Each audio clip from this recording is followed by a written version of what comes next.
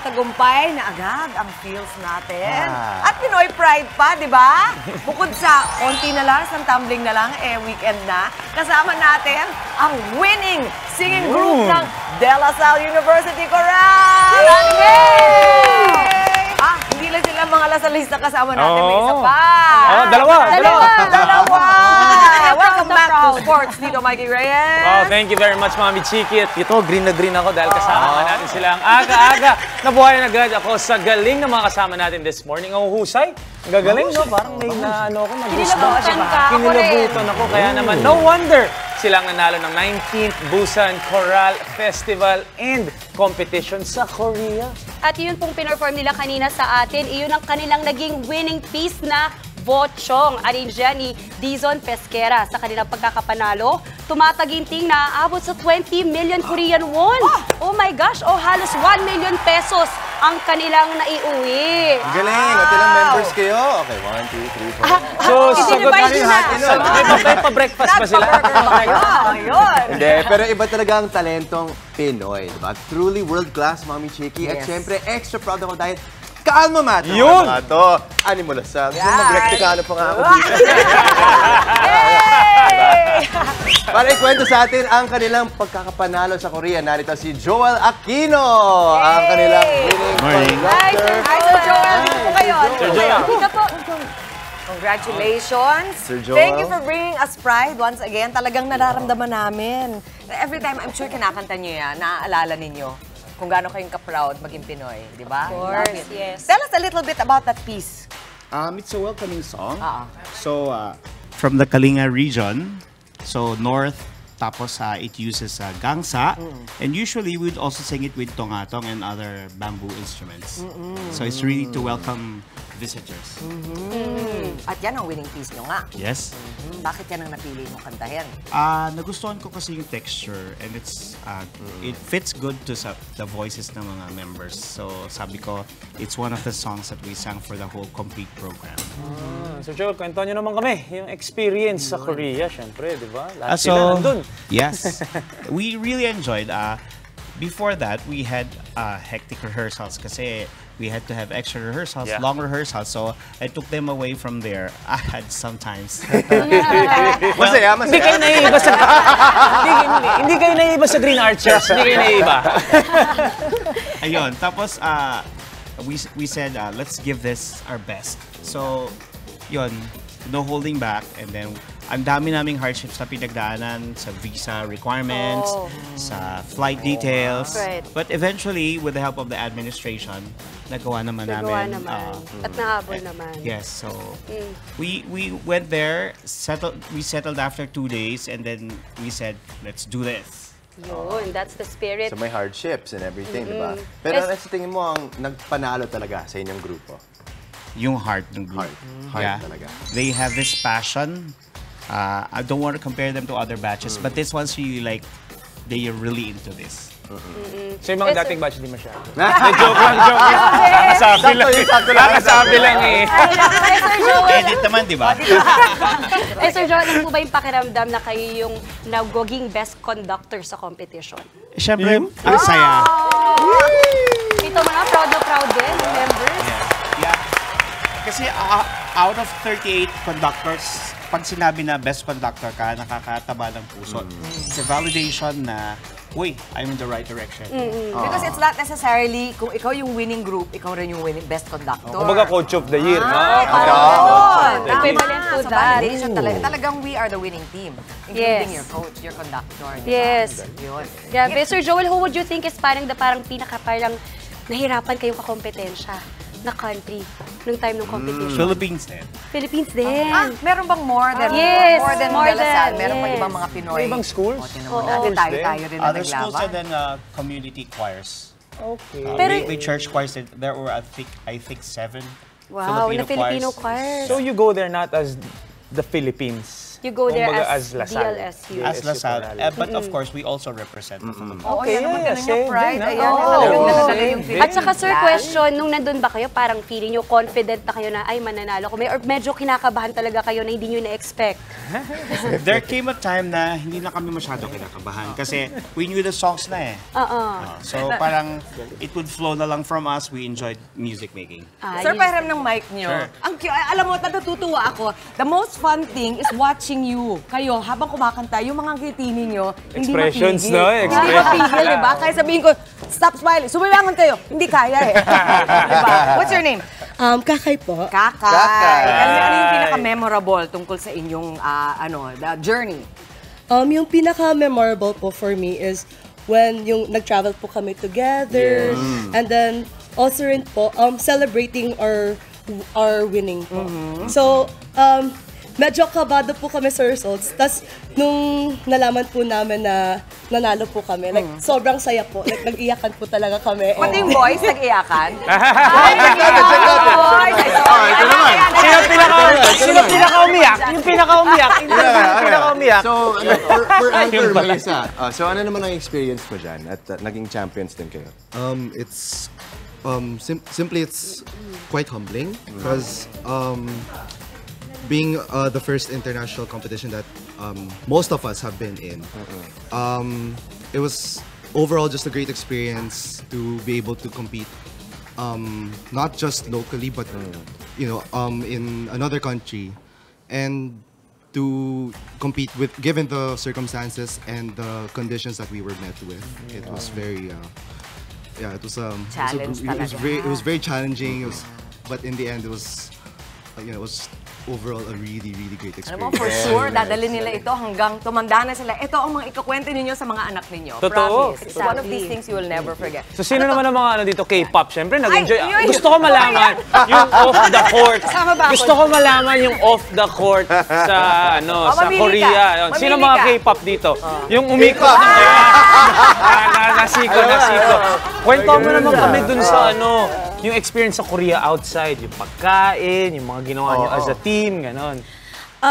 For me, it was a very wonderful and exhilarating experience, especially since we really got into the culture of being there in South Korea, especially in Busan, because we were along the beach side. So we also got to try seafood, and then we also were able to, or we also had the time to explore. So we actually looked for K-pop merchandise Yun. stores. It's a Busan. Yeah, Busan. there were a lot of stores there in Busan, and then we also got the experience of traveling through train. The train And to Train to Busan. Busan, wala naman zombie. Kaya? Wala naman zombie, no? Safe daw ang train to Wala Busan, kapagat sa no? mga Yun lang. Oo, baka mamaya mag-turn kayo dyan, ha? Pero ayan, ano pa bang aabangan namin sa DLSU Chorale, Sir Joel? Of course, we always try na ang performances namin ay not just enjoyable and entertaining, but also educating and, you know, inspiring. So, we plan to go to Europe next year. Wow! Grabe naman. Guys, Grabe yung sana mga- all. Grabe yung mga visa ninyo, mga passport ninyo. Sir, pwede pa ba mag-apply sa Chorale para makapag-Europe? Pwede ba kami dito? Pwede ba mag-apply mga Pwede nyo na lang. Tagalaban ng mga jacket nila. Pwede na yun. Europe. Para makapag-Europe man lang tayo, GMK team, no? Oy, shout out din sa mga mommy at daddy nito, Ay, mga totoo. bata. Ay, Oo, oo. sobrang proud kayo, I'm I'm sure. sure. At syempre, sa mga taga-Lasal dyan, mga alumni, Ano? Yun. Lasal Pride. Oo Diba? naman. Oo naman. Ay, nako, maraming salamat ha. Thank you so much, guys, for Thank you, guys. giving us your morning. Maraming Congrats salamat, again. Joel. Congrats. At sa buong DLSU Chorale, winner ang araw, mga kapatid. Salubungin ito ng may ngiti at pag-asa. Ako po si Chiki Puno. Extra inspiration and motivation lang, kapatid. Kaunting push pa, weekend na. I-look forward ang pagpapahinga because you deserve it, kapatid. Ako po, si Maui David. Para sa akin, Mabel, ngayon, weekend na. Yeah! Stay Start healthy, na mga tayo. kapatid.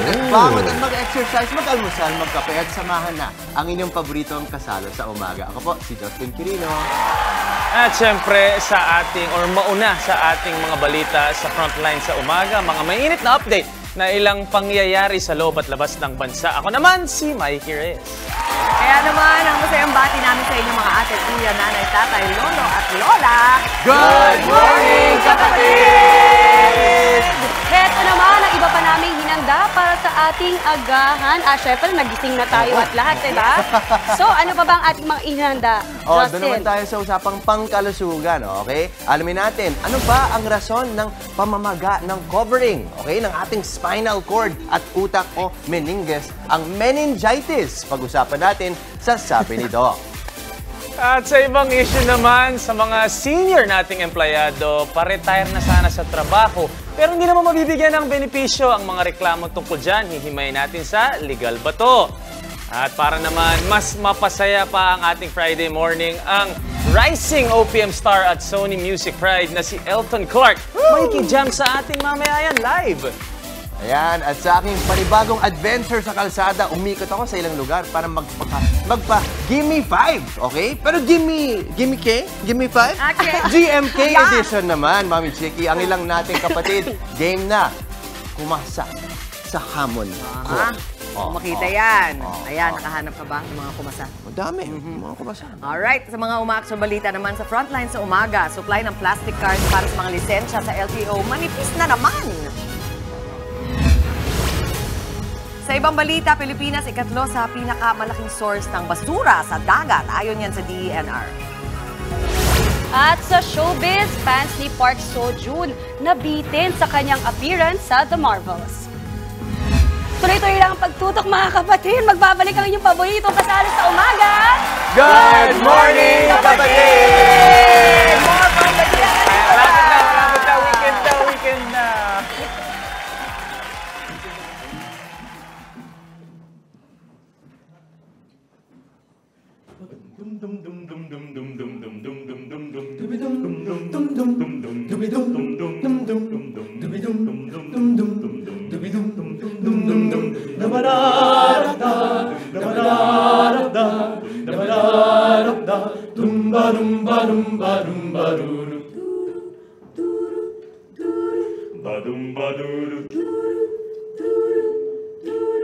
Sa may bahay ang aming bati, Merry Christmas na mamalhati, ang pag-ibig na siyang dalhari, araw-araw ay magiging Pasko lagi.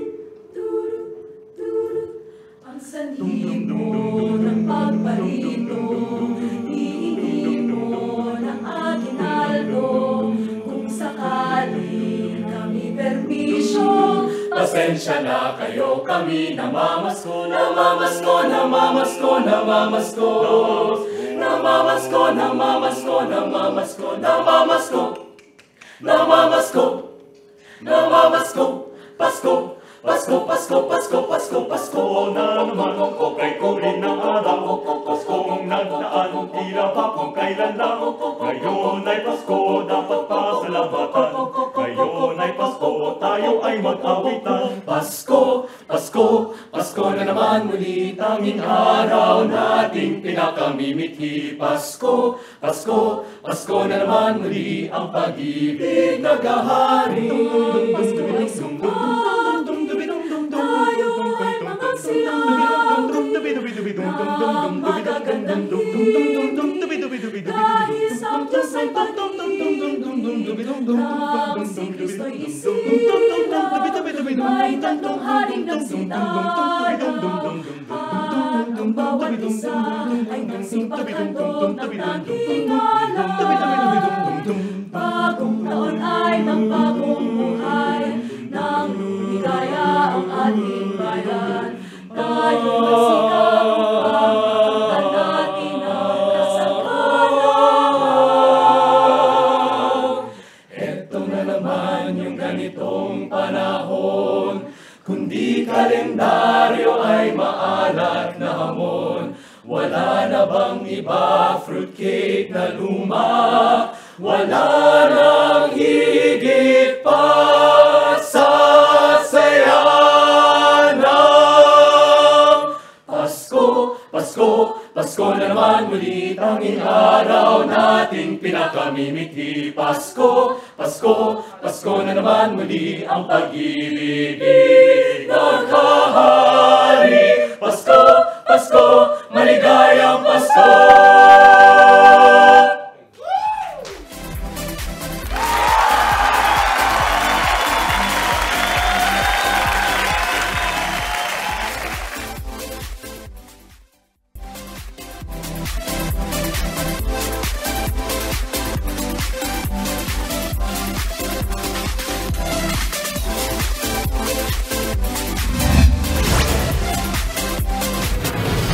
Narito na ang mga maaksyong balita ngayong araw. Ihatid namin mula mismo sa frontline sa umaga. Mga residente sa San Andres Bukid sa Maynila napatakbo dahil sa sunog. Ilang residente tinulungan na ang mga bumbero sa pag-apula. Suspect sa pagpatay sa isang babae sa Caloocan, sumuko na. Bagong halal na barangay chairman sa Pagadian City, patay sa pamamaril. Sa kabila ng mas mataas na multa, ilang motorista pilit pa rin dumadaan sa EDSA busway. Pati empleyado ng gobyerno, huli. Border sa pagitan ng Gaza at Egypt muling binuksan. 4 na oras na window ibinigay para sa mga lumilikas at naghahatid ng humanitarian relief. Pilipinas ikatlo raw sa mga bansa na pinagmumulan ng basura sa dagat. At hit Pixar film na Inside Out, mayroon ng sequel. May pasilip pa sa mga bagong characters.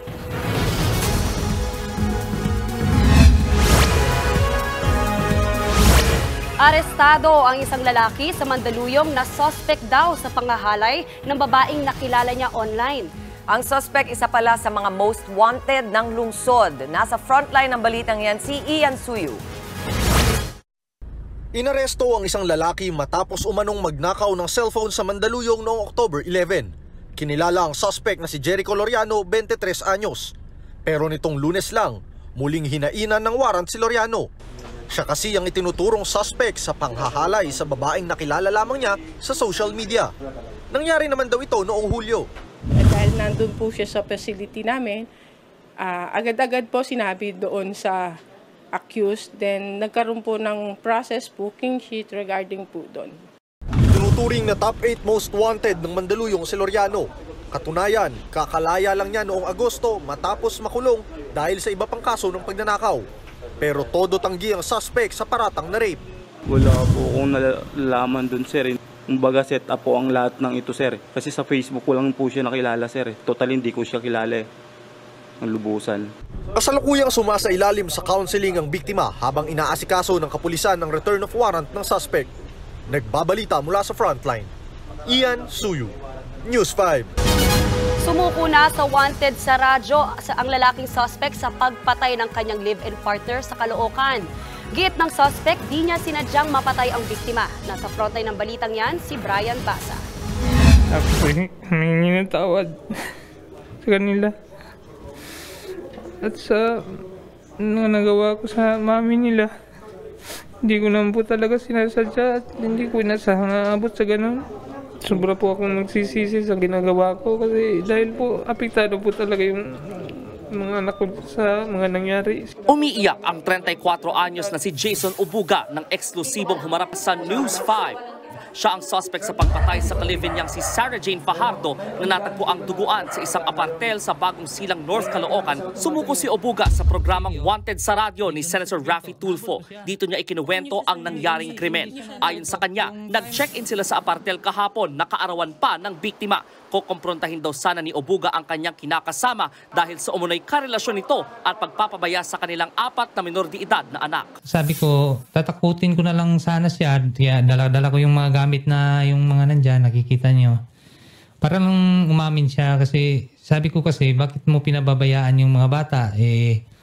Ako na nga, umuwi na nga ako, ikaw pa ngayong nagkasala sa akin. Nagkasagutan hanggang sa magkasakitan na raw sila. Nakipag-agawan daw sa dala niyang kutsilyo ang biktima kaya aksidente niya umuno itong nagilitan. Tapos kung ano siya, humarap siya sa akin, nakaganyan dito. Sabi ko, wag kang gumalaw kasi pag gumagalaw ka, masusugatan ka talaga kasi yung dulo dito nasa kanya. Nakuha sa crime scene ng 2 cellphone, mga ID ng biktima, pati ang kutsilyo, lubid at laruang baril na pagmamay-ari ng suspect. Nakausap din ng wanted sa radyo ang mga magulang ng biktima. Kumbinsido silang planado ang krimen. Bakit mo nagawa yun? Pasensya na po. Sorry po talaga. Hindi naman po sinasadya talaga yung nangyari sa kanya. Alam mo naman ang mga batay, maliliit pa. Diyos ko, kami halos lahat ang maan. Tinutulungan namin kayo tapos ginawa mo pa yun ngayon. Pareho kaming may edad na. 70 na. Sino ba dito? Matapos ang panayam, agad pinusasa ng suspect at dinala sa Bagong Silang substation. Doon agad siyang kinuhanan ng fingerprint at mugshot. Mahaharap siya sa kasong murder. Nagbabalita mula sa frontline, Brian Basa, News 5. Sa Mandaluyong pa rin, bumangga ang isang van sa bakod sa EDSA Shaw southbound kaninang madaling araw. Wasak ang harapan ng van sa lakas ng pagkakabangga. Swerteng nakaligtas ang driver na si Richard Sanchez. Aminado si Sanchez na nakaidlip siya habang nagmamaneho. Agad namang inalis ng MMDA ang van sa lugar para hindi magdulot ng traffic.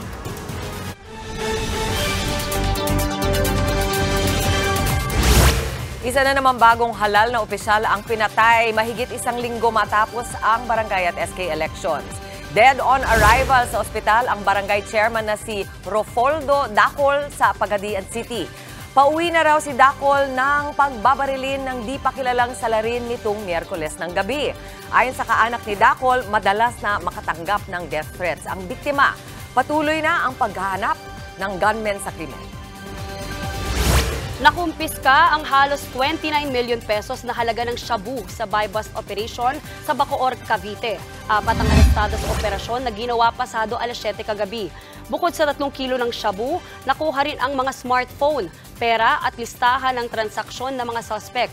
Maharap sila sa reklamong paglabag sa Comprehensive Dangerous Drugs Act.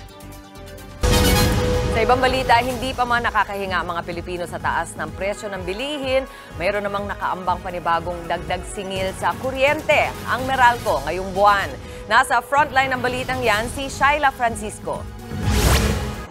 Napilitan ang Meralco na magtaas ng singil sa kuryente ngayong buwan. 23 centavos ang dagdag sa kada kilowatt hour ng kuryente. Kaya ang mga kumukonsumo ng 200 kilowatt hours kada buwan, 47 pesos ang dagdag sa bill. Halos 120 pesos naman ang madadagdag sa mga 500 kilowatt hours ang konsumo. Paliwanag ng Meralco, ang power rate hike ay dulot ng mataas na transmission charge. Ito yung bayad sa National Grid Corporation of the Philippines o NGCP para sa paghahatid ng kuryente mula sa mga planta patungo sa pasilidad ng Meralco. Higit doble raw ang gastos ng NGCP sa pagbili ng reserbang kuryente. You will need backup in case of the unforeseen o kung may fortuitous situation. Tulad nga lang binanggit ni Larry, tumaas siya ng almost fourfold. Nagagamit usually ng system kung magkakaproblema at kukulangin. Diyan siya magkikick in. So there is a cost to that. Ayon naman sa Meralco, posible ring bumaba ang singil sa mga susunod na buwan. Mawawang demand habang papalamig yung panahon, so that will put downward pressure on Western prices. At the same time, we're seeing more power plants that were on maintenance come back online and start to operate again, so that will add to supply. Bukod sa nakaambang taas kuryente, sinagot na rin ng Meralco ang mga akusasyon ni Santa Rosa Laguna Representative Dan Fernandez sa kanyang privilege speech sa Kamara. Kabilang dyan ang umano'y monopolistic behavior ng naturang kumpanya. Ayon kay Fernandez, 70% raw ng Luzon ay kontrolado ng Meralco. Suhestyon ni Fernandez, dapat hatiin sa 3 ang mega franchise ng Meralco. 70% ng buong Luzon. They control the whole of Metro Manila, NCR. They control the whole of the Calabarzon, including my province, Laguna. They control Pampanga at Bulacan. They are so huge and enormous that they have subdivided the whole franchise. Ang laki-laki na po nila that are even now expanding. Bagay na maring pinabulaanan ng Meralco. Iba raw ang nagsusupply sa ilang bahagi ng Calabarzon at karamihan sa Pampanga. Pero aminado silang may mga lokal na pamalaan na lumalapit para hingin ang kanilang serbisyo. We have outperformed the level of service required from us by the regulator, by the rules. No? This is precisely the reason why many local government units are clamoring for Meralco to take over their service. Sinabi rin ni Fernandez na hindi nagbago ang weighted average cost of capital o WACC ng Meralco mula 2015 hanggang kasalukuyan. Ibinase pa raw yan sa rates noong 2010 na sobrang taas dahil may financial crisis noon. Ang WACC ang nagtatakda kung magkano ang dapat makuha ng isang kumpanya para matiyak ang posibleng pamumuhunan nito. Hindi po nila kinumpute ang kanilang weighted average cost of capital. Meralco, with the connivance of ERC, they never computed. Mula noong 2015, Giit pa ni Fernandez, dapat ibalik ng Meralco mga sobrang nasingil sa consumers mula noong 2015. Sagot naman ng Meralco. Meralco, including the other distribution utilities and electric cooperatives in the entire country, actually has no power to determine the WACC because that is a regulatory function. Wala po kaming sobrang kinokolekta sapagkat hindi po kami pwedeng mangolekta nang wala pong approval ng regulator. Bumuelta rin ang ERC sa akusasyon ni Fernandez na mayroong sabuatan. Yung kasing nangyari sa Meralco, hindi lang sa Meralco, sa distribution utilities natin. Parang ganito rin sa NGCP, walang naging reset, di ba? So, kailangan talaga ng reset. Huwag tayong mawalan ng loob kasi papunta na kami doon. In fact, nasimulan naman na namin yung review doon. May mga pending legal incidents that we need to resolve. Nagbabalita mula sa Frontline, Shaila Francisco, News 5. Sa ibang balita, pumayag na ang Israel na magsagawa ng maikling tigil putukan sa Gaza para makalikas ang mga naipit na sibilyan. Sa kabila nito, iginiit nilang walang mangyayaring permanenteng ceasefire hanggat hindi pinapakawalan ng Hamas ang kanilang mga hostage. Nasa frontline ng balitang yan si Justine Punsalang.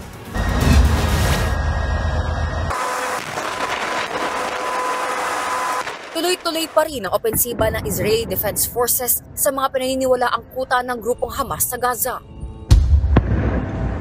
Sa mismong border, tanaw ang mayat-mayang pagsabog sa iba't ibang bahagi ng Gaza Strip. Sa mga bagong kuhang ito na inilabas ng Israeli forces, kita ang sunod-sunod na airstrike sa iba't ibang lokasyon sa Gaza Strip. Kabilang sa kumpirmadong nasawi ang isa sa mga ground leader ng Hamas. Sa kabila ng patuloy na bakbakan, kinumpirma naman ng Amerika na pumayag na ang Israel na pansamantalang itigil ang pag-atake para bigyan ng humanitarian window ang mga naiipit na sibilyan sa northern Gaza para lumikas. Naging hudyat din ito, kaya muling nabuksan ang Rafah crossing kahapon, kaya nakapasok ang ilang humanitarian aid at nakatawid pa Egypt ang mga stranded na foreigner. Over the course of yesterday, we saw 106 trucks of humanitarian aid flow into Gaza through the Rafah crossing.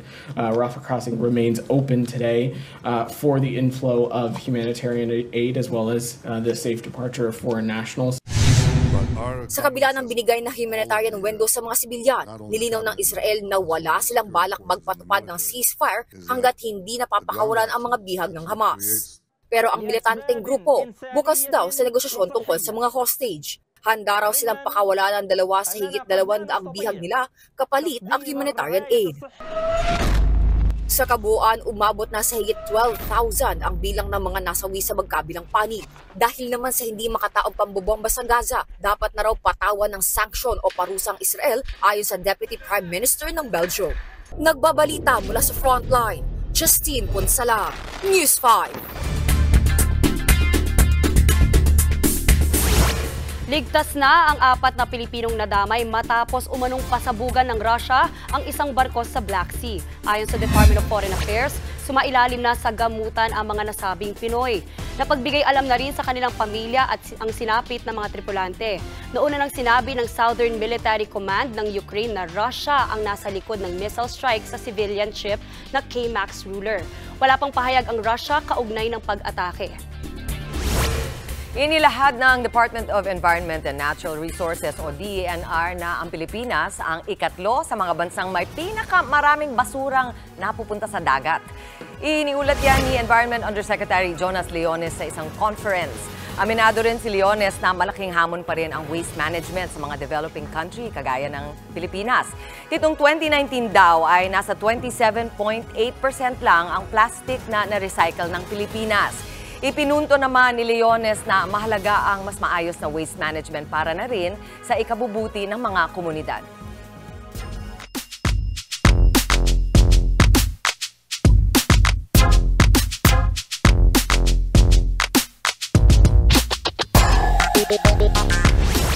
Mga kapatid, naungusan ng Denver Nuggets ang Golden State Warriors 108-105 sa laban ng dalawang huling nagkampiyon sa NBA. Nagtala ng 35 points at 13 rebounds si Nikola Jokic para pangunahan ang Nuggets. Ito ang ika-8 panalo nila sa 9 na laro.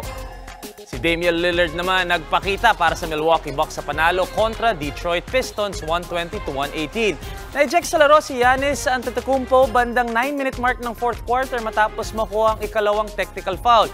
Dito na nag-take over si Dame Time at tinapos ang laro ng may 34 points. Nakakuha naman ng wire-to-wire win ng New York Knicks kontra sa San Antonio Spurs 126-105. Gumawa ng 23 points at 16 rebounds si Julius Randle para sa Knicks. At tuloy ang aksyon sa PBA Commissioner's Cup ngayong Biyernes sa Smart Araneta Coliseum. Unang magtatapat ang Terra Firma Jeep at Northport Batang Pier ng alas 4 ng hapon. Mapapanood ang debut ni Stephen Holt na #1 pick ng nakaraang draft para sa Jeep. Sunod naman dyan ang laban ng NLEX Road Warriors at Phoenix Fuel Masters ng alas 8 ng gabi. Target ng 4 na teams na iyan ang magandang simula sa kanilang kampanya sa bagong season.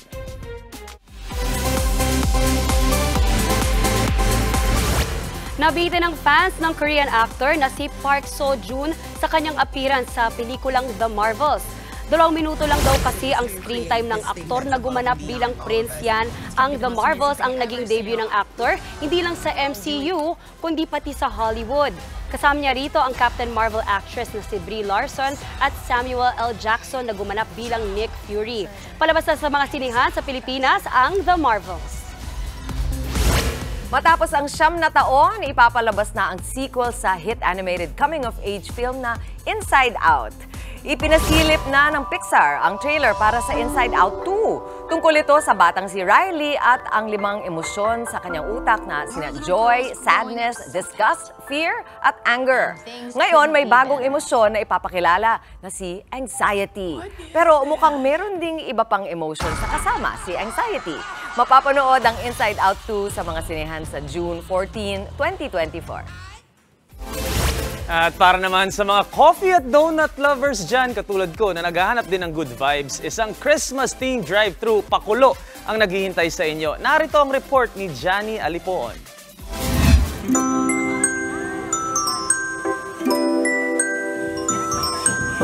Mga pailaw na makulay, tugtugang bigay na sinamahan pa ng nakamamanghang snow. It's indeed a magical Christmas para sa mga kids at heart. Sa mga gustong maramdaman ng Christmas spirit, heto ang perfect drive-thru wonderland para sa inyo. Nandito tayo ngayon sa Nagtahan sa Maynila para sa pagpapailaw ng Dunkin' Christmas theme store dito. 25 drive-thru stores sa buong bansa ang nagliwanag para sa magical Christmas experience ng donut at coffee lovers. Pinangunahan ng hinahangang aktres na si Bel Mariano ang pagpapailaw na Christmas Wonderland. 5, 4, 3, 2, 1! Christmas is always a trip down memory lane daw para sa Can't Buy Me Love star. I love giving gifts. I love shopping for my siblings. I love buying Dunkin' every Christmas, diba? Kulang ang handa natin pag wala yan. Nagsiset up kami ng Christmas tree together and then usually pagpatak ng 12 midnight, sabay-sabay kami mag-open ng gift. Nakatanggap din ng maagang pamasko ang marami nating kapatid. Sa mga malayo sa Maynila, huwag mag-alala dahil all out na rin ang magical Christmas sa Malanday, Valenzuela City. Hindi rin nagpahuli ang Kugon, Ormoc City sa makukulay na Christmas decor. At syempre, Paskong-Pasko na rin ang vibe sa San Pablo, Laguna. Kanya-kanyang gimmick at saya ang hatid ng iba't iba pang magical Christmas stores sa buong bansa. Asahan daw na gagawin na itong tradisyon para siguradong magical ang Pasko ng bawat pamilyang Pinoy. I think that's the essence of Christmas, you know, sharing love, sharing joy, sharing happiness, and most especially to your family. Ma-enjoy ang Christmas theme stores hanggang January 6 sa susunod na taon.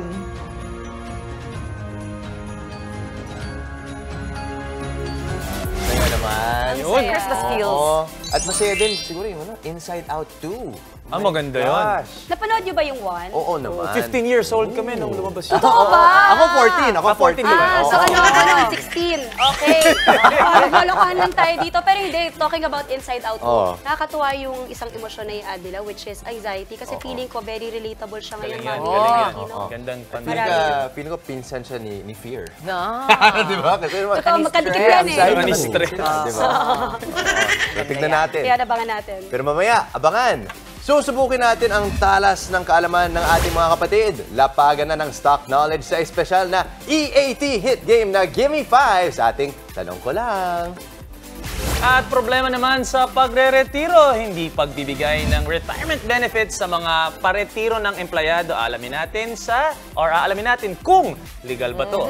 Legal ba yan? Tignan natin, Attorney Buko. At sa sabi ni Doc, pag-uusapan natin ang mga sanhi at sintomas ng silent killer na meningitis. Abangan. Kaya mga kapatid, huwag kayong alis. Magbabalik ang inyong favorite morning kasalo, ang Good Morning Kapatid!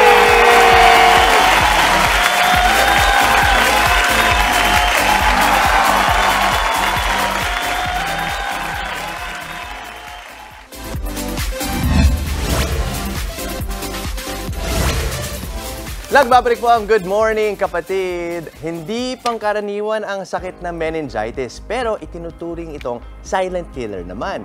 Ang mas nakakatakot pa, tila hindi na nakababahala ang mga unang sintomas nito. Pero good news, may mga paraan naman para maiwasan ang meningitis. Ito ang sabi ni Doc. Sa mga nakararanas dyan ng biglaang paglalagnat na sinasabayan pa ng stiff neck at kakaibang pananakit ng ulo, huwag po itong babasta-bastahin. Ilan ang mga nabanggit natin sa mga sintomas ng meningitis. Isa itong uri ng impeksyon kung saan namamaga ang membranes na bumabalot sa ating utak at sa ating spinal cord. Mayroong viral, fungal at bacterial na uri ng meningitis. Posible rin itong sanhi ng injuries, ng cancer at pag-inom ng ilang uri ng gamot. Rare po o hindi pangkaraniwan ang sakit na ito pero malubha. Ayon sa World Health Organization, isa sa 6 na taong tinatamaan ng meningitis sa buong mundo ang namamatay. Mag-ingat po dahil lubhang nakakahawa ang meningitis. Maaaring pumasok ang virus sa ating ilong bago humalo sa bloodstream. At dahil napapasa ito sa pamamagitan ng close contact, maaari pong at risk sa meningitis ang mga nakatira sa masisikip na lugar. Nakukuha rin naman ang ilang mga virus na nagdudulot nito sa droplets kapag bumahing o umubo ang isang taong mayroon nito. Kapag namaga ang brain at spinal tissues ay dito na makararamdam ng ilang sintomas gaya ng lagnat. Apektado rin ito ang ating memorya at ang ating concentration. Mapapansin ding hypersensitive sa ilaw o sa liwanag ang mga mayroon nito. Naririyan din ang pananakit ng katawan na mayroon pang kasamang stiff neck. Makikita rin ang tila rashes na dulot ng pagdurugo sa ilalim ng ating mga balat. Kung check kayo sa ilan sa mga nabanggit, nako, magpa-check up na po sa inyong mga doktor. Dahil kapag lumala ito ay maaari itong magdulot ng brain damage, ng stroke at ng coma, at kapag malala ang kaso, maaaring magdulot ng biglaang pagkamatay. Posible ring ma-infect ang mga bagong panganak na sanggol kaya dapat bantayan kung mayroong mga sintomas gaya ng mataas na lagnat, walang humpay na pag-iyak, pagkakaroon ng umbok sa kanilang bumbunan at paninigas ng katawan. Ilan sa mga pamaraan upang maiwasan ito ang pagsusuot ng proteksyon gaya ng eyeglasses at face mask, lalo na kung lalabas. Yun pala yun. Maraming salamat, Doc Dex. At ito naman, sa mga first-time mommies dyan na marami pang gustong matutuhan, nakaredy na ang tips ni Mommy Dimples Romana para sa inyo. Ang mga dapat abangan sa Moments, panoorin ninyo ito.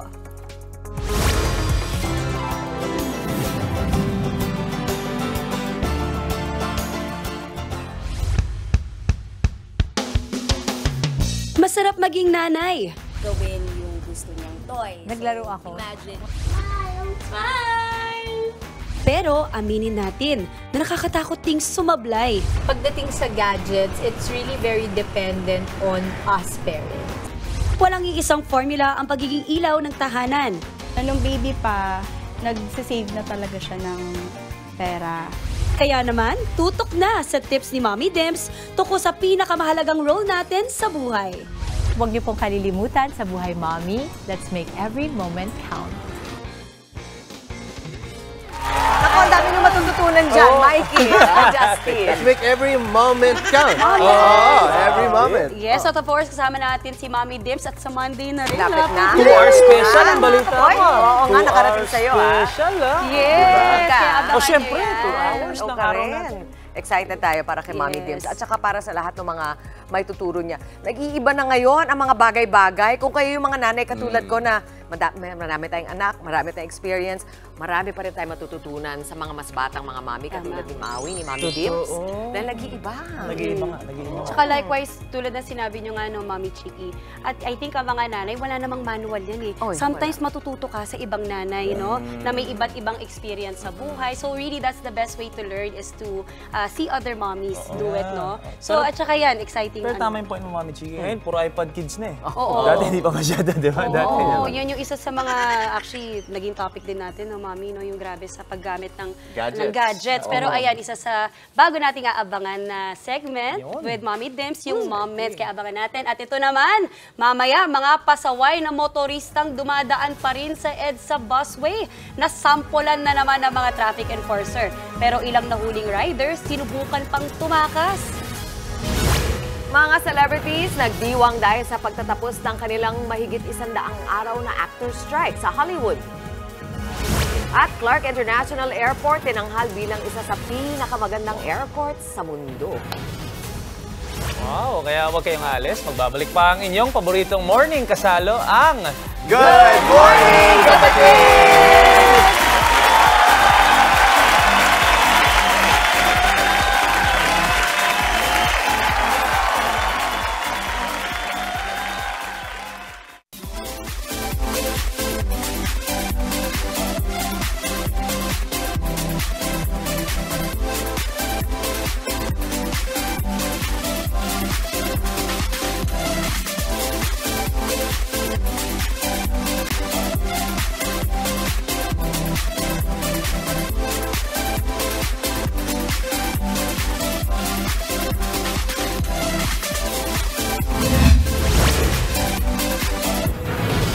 Ito naman ang ating mga umaaksyong balita sa Frontline sa umaga.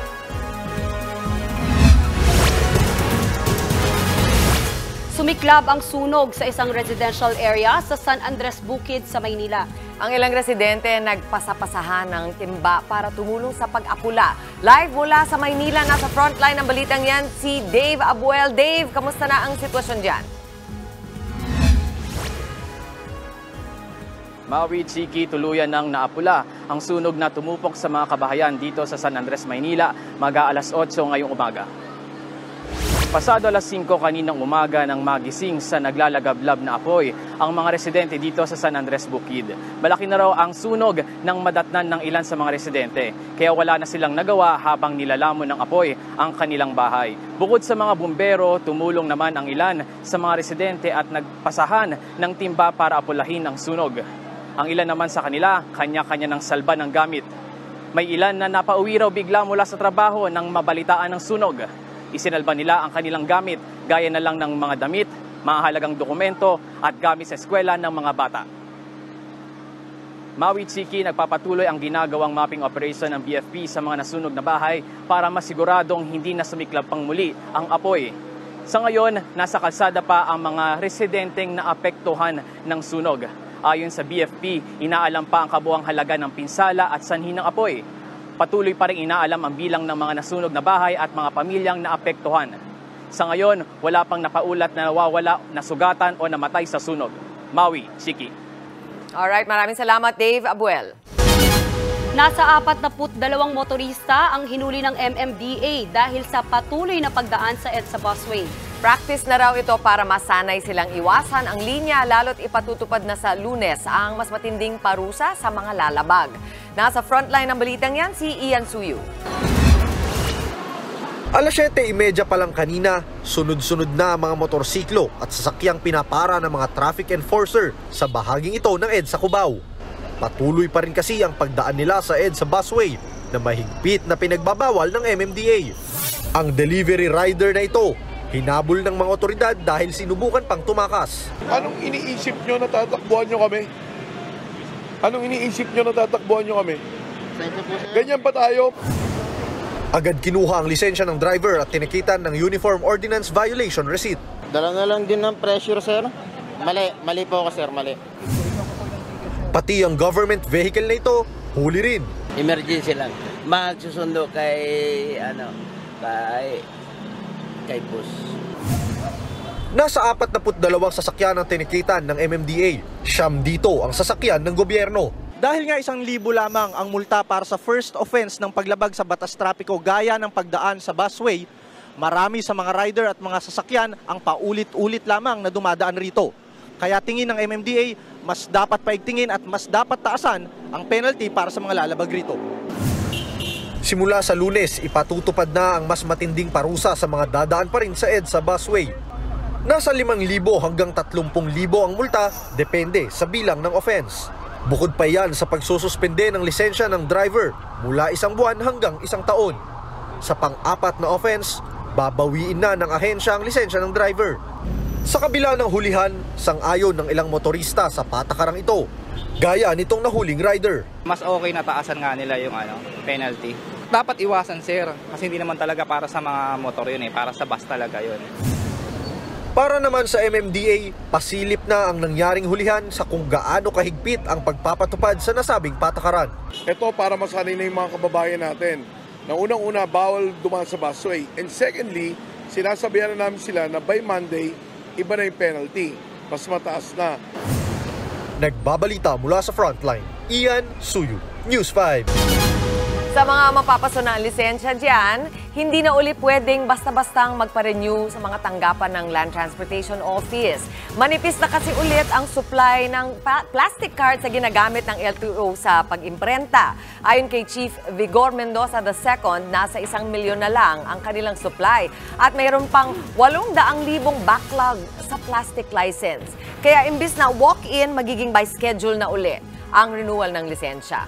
Nauna nang pinalawig ang validity ng mga lisensya na pasuna, habang papel na lisensya ang ibinibigay sa mga bagong driver.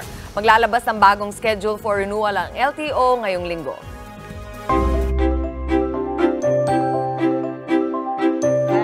Lord, for the blessings those trials bring. Deep inside I can see your face. It is there I belong. Magandang araw! Samahan niyong muli ang buong tropa ng Dimery Foundation sa ating pag-iikot upang magbigay ng saya, ng pag-asa sa ating mga minamahal na senior citizen dito sa Barangay Bakungan, Puerto Princesa, Palawan. Hindi lamang kasi kailangan ng mga senior ng pagkain, ng gamot, kailangan din nila ng taong magpapaalala sa kanila that despite of their age, they are still loved and we still value them. Ang tumatak sa isip ko, yung katotohanan na mahal tayo ng Diyos. Kahit anong mangyari, dapat tinanggap na natin siya, manatili sa Kanya. Minsan po yung struggle natin sa buhay, ginagamit ng Diyos para lumapit tayo sa Kanya. Pagpapala po pala yung mga pagsubok na yun. Sa ganito pong community service, batid ang pagod pero hindi namin naramdaman yung joy na makapag-serve kami sa community. Oplan, hatid pag-ibig. Kahit malayo man sila, abot pa rin sila. Walang imposible sa Panginoon, may pag-asa.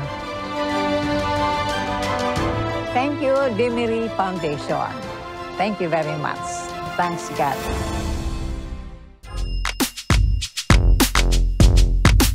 Mga kapatid, 5 straight wins na ang PLDT high-speed hitters matapos talunin ang Galleries Tower high-risers.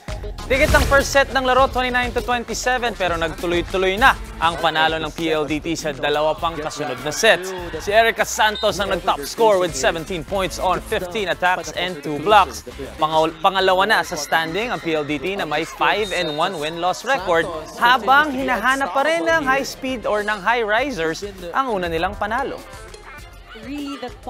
At nanatili namang walang talo ang league leaders na Creamline Cool Smashers. Umabot ng 5 sets ang laban nila kontra sa Petrogas Angels. Pinangunahan sila ni Michelle Gumabaw ang opensa ng Smashers with 19 points. Malaki rin ang inambag ni Tots Carlos with 16.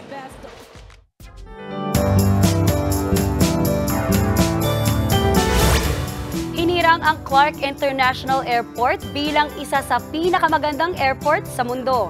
Ayon niya sa Prix Versailles, ang Work, Architecture and Design Award ng UNESCO. Ang Clark International Airport lang ang nakakuha ng award na ito sa buong Southeast Asia. Kinilala ang naturang airport dahil sa exceptional architecture and design nito. 23 iba pang airport sa mundo ang nakakuha ng award na to. Nakabase ang interior design ng Clark International Airport sa kulay ng Mount Pinatubo at Manila Bay pati sa hugis ng Zambales Mountain Range. Nakita mo yung pictures na yan, ang ganda talaga. Oo. Nakaka-proud. Nakaka-proud. Nakaka-excite. Oo, totoo naman. Something to look forward to, no? Oh, di ba? Oh, ito din. Something to look forward to. Abangan mamaya sa Legal ba to?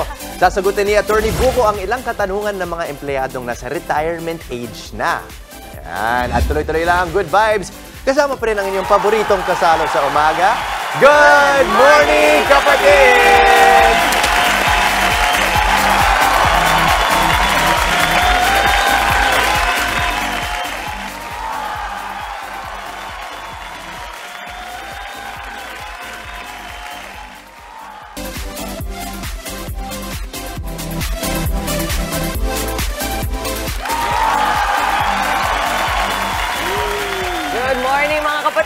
Ito, hindi yung paproblemahin ito na matagal-tagal. Pero para sa ating mga manonood, no, pag-usapan natin ang issue tungkol sa retirement pay ng mga retirado. Yan ang tatalakayin ni Attorney Buko sa Legal ba to?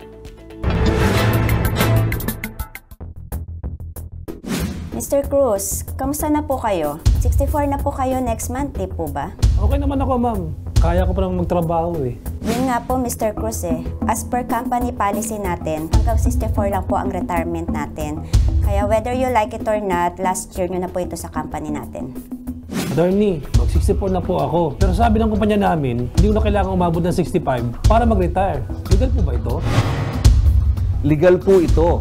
Ayon sa Section 1 ng RA 7641 o yung Retirement Pay Law, maaari nang mag-retire ang isang empleyado o optional retirement. Sa private sector po ito, basta meron siyang at least 60 years old at least 5 years of service sa kumpanya. ang employee na magre-retire ay dapat makatanggap ng kalahating buwang sweldo sa bawat taon ng serbisyo or 1/2 month salary for every year of service. Itong 1/2 month salary na ito ay binubuo ng 15 days ng salary, cash equivalent ng kanyang 5 days service incentive leave at 1/12 ng kanyang 13-month pay. Attorney, 67 na po ako at malakas pa naman. Gusto kong makatulong sa pamilya ko kaya nag-apply ako ng trabaho pero madalas hindi ako natatanggap dahil sa edad ko. May karapatan ba ang mga kumpanya na hindi tumanggap na aplikante dahil sa edad? Legal ba to? Hindi po ito legal. Ayon sa Section 5 ng Republic Act 10911 o ang Anti-Age Discrimination in Employment Act, isang krimen ang hindi pagtanggap sa isang aplikante dahil lamang sa kanyang edad o advanced age o dahil matanda siya. Maliban na nga lang kung ang edad ay isang mahalagang pamantayan sa pagpili ng aplikante dahil sa uri ng trabaho. Hindi dapat ito gamiting pang-discriminate laban sa mga matatanda. Ayon sa Section 7 ng RA 10911, ang mga lalabag dito ay maaaring maparusahan ng multa na 50,000 pesos hanggang 500,000 pesos at pagkakulong ng 3 buwan hanggang 2 taon. Kung kayo ay may nais isang guni sa inyong lingkod, i-follow lang ang aking Facebook account. Maraming salamat. Maraming salamat, Attorney, sa dagdag na kalaman. Ito, may tanong sa'yo. 5 5 bagay na gagawin mo kapag ikaw ay nag-retire na. Ay, ganda yan. Ganda siguro okay yung tanong na yan. Para sa ibang tao. Katulad na, naghihiwalay ng mga puti sa decolor. Kita namin kayo, Ikaw, na panay sabi na bukas talaga, magda-diet na ako. Ako rin, besh. At ikaw, na weekend na. Today na ngayon, tanungan muna tayo mga kapatid. Kakayanin mo ba ang Gimme 5 ng EAT Good Morning Kapatid Edition? Tanong ko lang.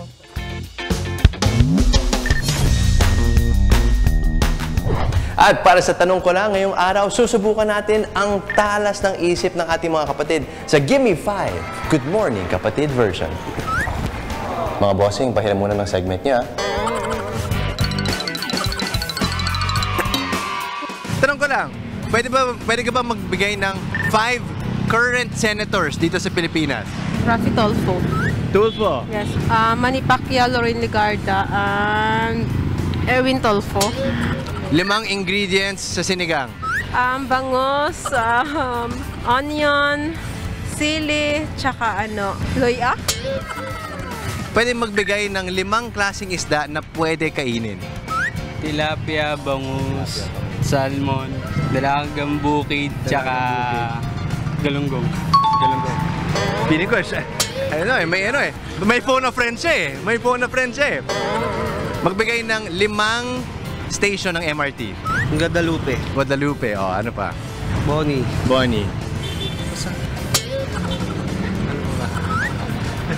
Phone a friend na naman eh. Dito siya. 5 miyembro ng Team Payaman. Kong TV, Yo, si B, Juniboy, tsaka si...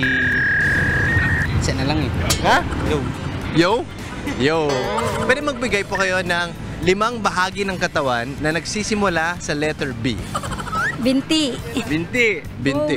Bones. Bat. Ano ba? Bewang. Batok. Pwede ka magbigay ng 5 MRT station. Cubao. Magallanes, Top Avenue. Dalawa na lang. Ayala. Guadalupe. Ting. Okay, maraming salamat. Ano po, pwede magtanong? Okay lang po. Tanong ko lang. Pwede po magbigay po kayo ng 5 sahog ng spaghetti. Hotdog. Tomato sauce.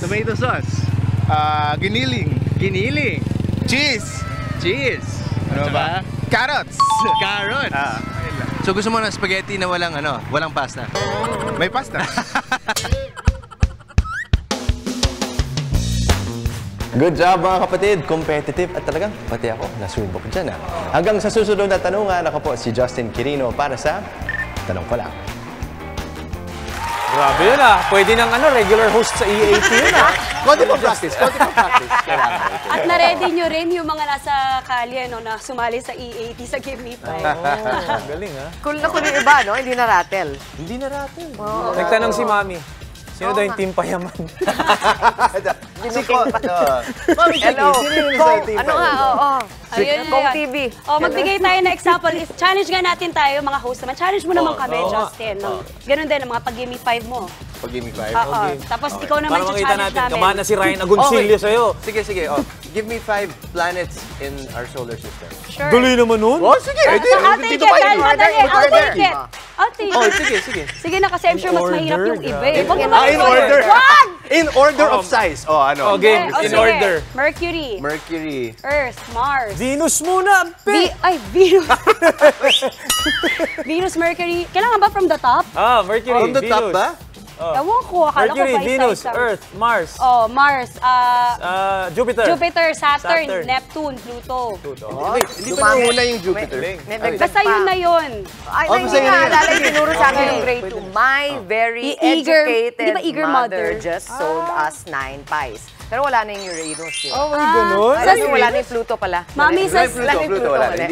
States, it's my very eager mother naman. Okay. Yun, basta wala ako natutunan na ganun. Ngayon, now you know, Okay, another question. Okay ka? Sige. Justin. Another question, Justin. Sige. Magbigay ng 5. Magbigay ng 5. Sa home. Host ng GMK. Ayun. Diba? On Monday. Ayun, ganda yun. Galing naman. Si Mikey, kayang-kaya di Tito Mikey. Go, Tito Mikey. Si Mami Chiki, Maui, si Justin Quirino, si Jess De Los Santos, and of course, si Dimples. Dimples! Monday na po yan. Ayun, and speaking of, ayan na, eto na. Libreng home improvement. Check. House raid ang mga idol nyo? Check na check! Yan ang mga abangan sa checklist ni Dimples Romana sa May Bahay. Hi, Mami Kelly! All smile siyang kakatok sa iba't ibang mga bahay. Makikinig sa mga kwento. Malaking sacrifice, pero para naman po yun sa future niya. Magbabahagi ng pag-asa at inspirasyon. Wala po kaming CR, yung mga dingding po namin, butas po. Samahan ang ating bagong kapatid na si Dimples Romana sa kanyang pagbisita at pagbati sa May Bahay. I-room makeover na yan! Ayan, at sa aming pagbabalik, magpapasiklab ng galing sa atin this Friday ang Sony Music Pride na si Alton Clark Tuloy-tuloy lang ang happiness ngayong umaga dito pa rin sa inyong Happy Morning Kasado. Good morning, kapatid!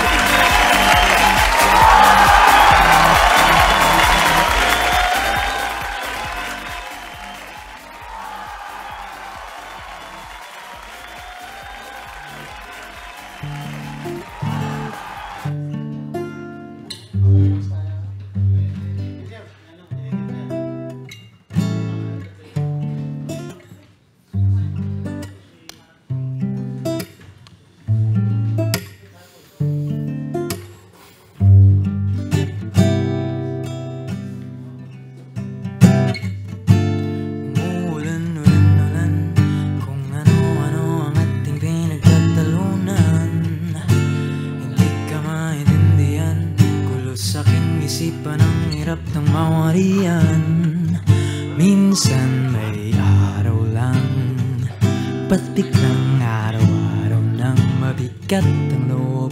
Ubus na ang gamot, hihimbing pero di nakakalimot. Pakilang dun. Okay. Thank you.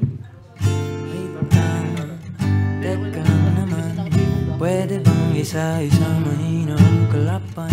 Wait lang, sandali naman, nakakapagod mag-isa, ayoko nang lumaban. Wait lang, wait lang, wait lang, wait lang, wait lang, wait lang. nauubos na aking sarili. Natambakan na nga ng gagawin, di na alam ang gagawin. Sa buhay na magulo, mundong hindi umiinto.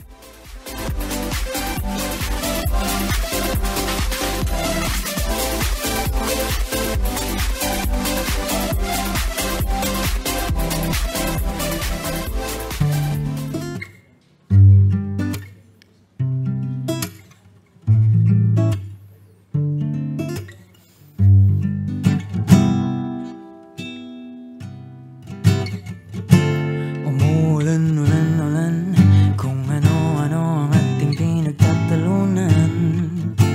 Hindi ka maintindihan, gulo sa aking isipan, ang hirap ng mawarian.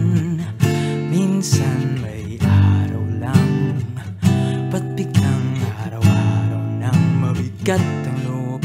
Ubus na ang gamot, ihimbing pero di nakakalimot. Wait lang, teka lang naman, pwede pang isa-isa, mahina ang kalaban. Wait lang, sandali naman, nakakapagod mag-isa, ayoko nang lumaban. Wait lang, wait lang, wait lang, wait lang, wait lang, wait lang. Nauubos na aking sarili, natambakan na nga ng gagawin, di na alam ang gagawin. Sa buhay na magulo, mundong hindi umiinto. Ito ko litong-lito, buhay daw ay libro, bakit yung aking blanco? Minsan may araw lang, ba't biglang araw-araw nang mabigat ang loob? Ubus na ang gamot, himbing pero di nakakalimot. Wait lang, teka lang naman, pwede bang isa-isa, mahina ang kalaban. Wait lang, sandali naman, nakakapagod mag-isa, ayoko nang lumaban. Wait lang, wait lang, wait lang, teka lang naman. Wait lang, wait lang, wait lang, mahina ang kalaban. Wait lang, wait lang, wait lang, sandali naman. Wait lang, wait lang, wait lang, ayoko nang lumaban.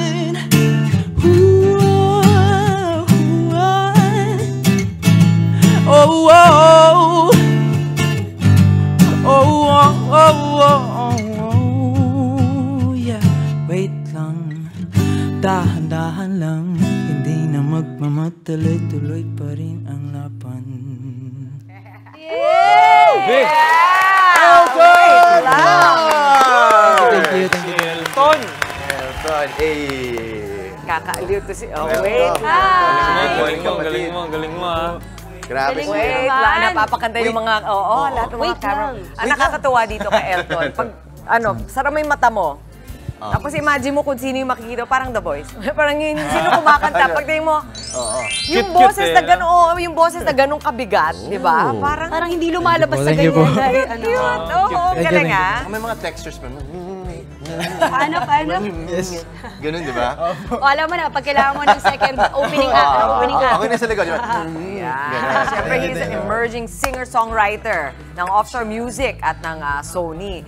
And itong kanta ng Wait Lang, siyempre, sa'yo yan, di ba? Yes po. Okay, anong inspirasyon naman yan? Well, the song itself is kind of like my outlet. Siyempre, sa daily life, the daily struggle, daily grind, ganun. And I want the listeners to know na it's best for us to have breaks.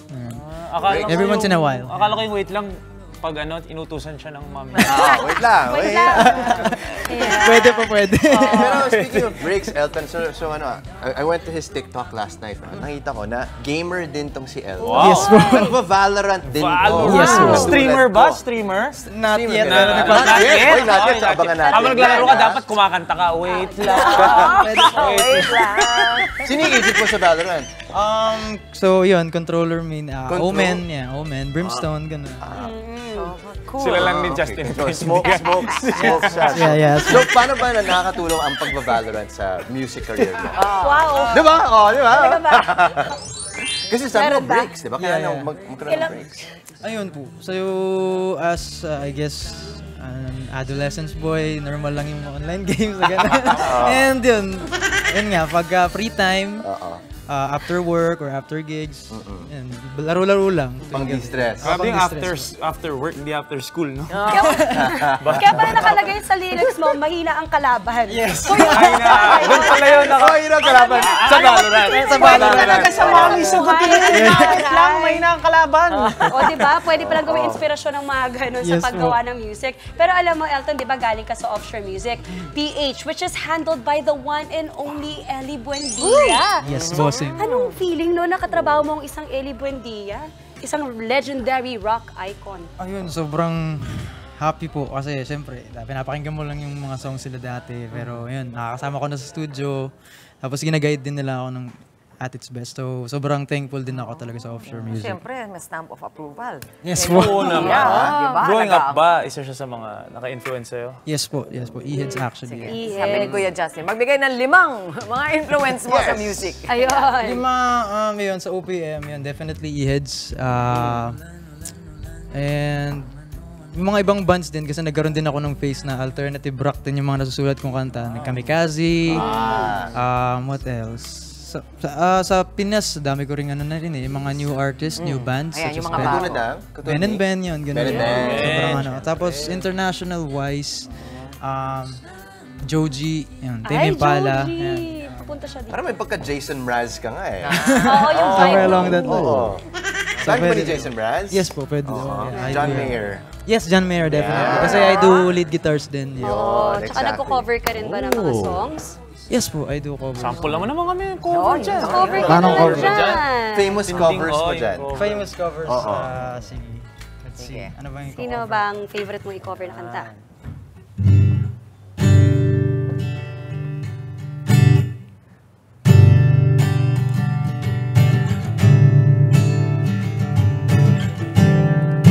Oh, I know na. Kamo si para naman. Hey! Nang tayo ay patapat. At ang galing-galing mong sumayaw. Papugi man at sacha. Ang galing, ang galing, ang galing. Dito ang pagsayaw mo na.